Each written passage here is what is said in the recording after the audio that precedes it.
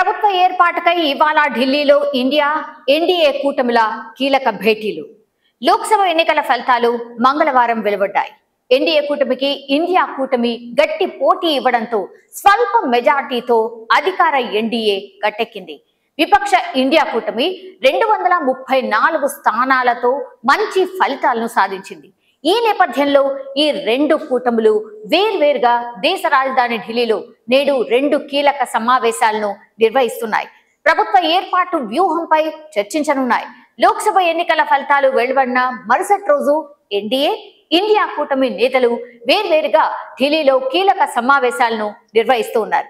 BJP సొంతంగా majority సాధించిన కారణంగా ప్రభుత్వ ఏర్పాటులో పాలనలో ఎన్డీఏ మిత్ర పక్షాలపై పూర్తిగా ఆధారపడే పరిస్థితి ఏర్పడింది.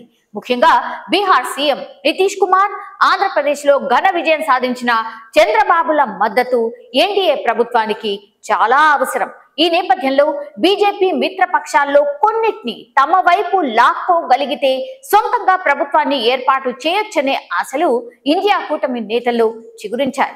లోక్సభ ఎన్నికల్లో బీజేపీ కేవలం 240 సీట్లు మాత్రమే గెలుచుకుంది.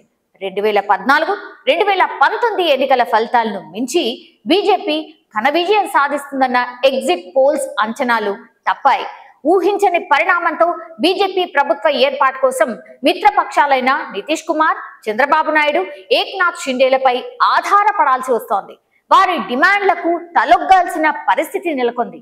TDP, JDU, Maharashtra CM Eknath Shinde నేతృత్వంలోని శివసేన, చిరాగ్ పాస్వాన్ నేతృత్వంలోని ఎల్జేపీ వరుసగా 16, 12, 7, 5 స్థానాల్లో విజయం సాధించాయి. తదుపరి ప్రభుత్వ ఏర్పాట్లో వీరు కీలక పాత్ర పోషించబోతున్నారు. ఎన్డీఏ మిత్రపక్షాల సమావేశం బుధవారం మధ్యాహ్నం 3:30 గంటలకు ప్రధాని మోడీ నివాసంలో జరగబోతోంది. ఈ భేటీలో పాల్గొనడానికి టీడీపీ అధినేత చంద్రబాబు నాయుడు మధ్యాహ్నం 2:30 గంటలకు ఢిల్లీకి చేరుకుంటారు. చంద్రబాబు నాయుడు ఈ రోజు ఢిల్లీలో మీడియా సమావేశం నిర్వహించబోతున్నారు. ఎన్డీఏ నుంచి వైదొలిగే ఆలోచన లేదని ఆయన ఇప్పటికే స్పష్టం చేశారు. ఎన్నికల ఫలితాల అనంతరం చంద్రబాబు ప్రధాని మోడీని అభినందిస్తూ ట్వీట్ కూడా చేశారు. థ్యాంక్ యూ నరేంద్ర మోడీ గారు. లోక్సభ, ఆంధ్రప్రదేశ్ అసెంబ్లీ ఎన్నికల్లో ఎన్డీఏ విజయం సాధించినందుకు ఆంధ్రప్రదేశ్ ప్రజల తరఫున మీకు అభినందనలు తెలియజేస్తున్నాను. ఆంధ్రప్రదేశ్ ప్రజలు మనకు అద్భుతమైన తీర్పు ఇచ్చారు అని ఆయన ఎక్స్ లో రాసుకొచ్చారు. ఎన్డీఏలో ఇటీవల చేరిన బీహార్ ముఖ్యమంత్రి నితీష్ కుమార్ కూడా నేడు ఢిల్లీ వెళ్తున్నారు. రాజకీయంగా కూటములను మార్చడంలో ఆయన సిద్ధహస్తుడనే పేరుంది.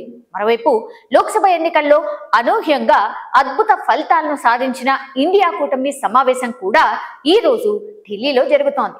ఈ సమావేశానికి ఇండియా కూటమిలోని Congress, Trinamool, DMK, Samajwadi party, NCP, RJD తదితర పార్టీల నేతలు హాజరవుతున్నారు.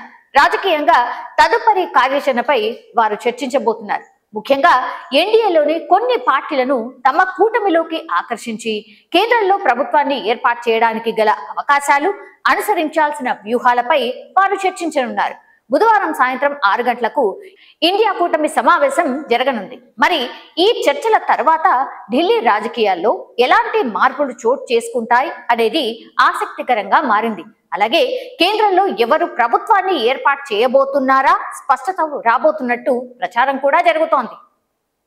మరిన్ని అప్డేట్స్ కోసం మా కాయ్ టీవీని సబ్స్క్రైబ్ చేసుకోండి. మా వీడియో కనుక మీకు నచ్చినట్లయితే లైక్ చేయండి, షేర్ చేయండి. మీ విలువైన అభిప్రాయాలను కామెంట్ బాక్స్లో తెలియజేయండి.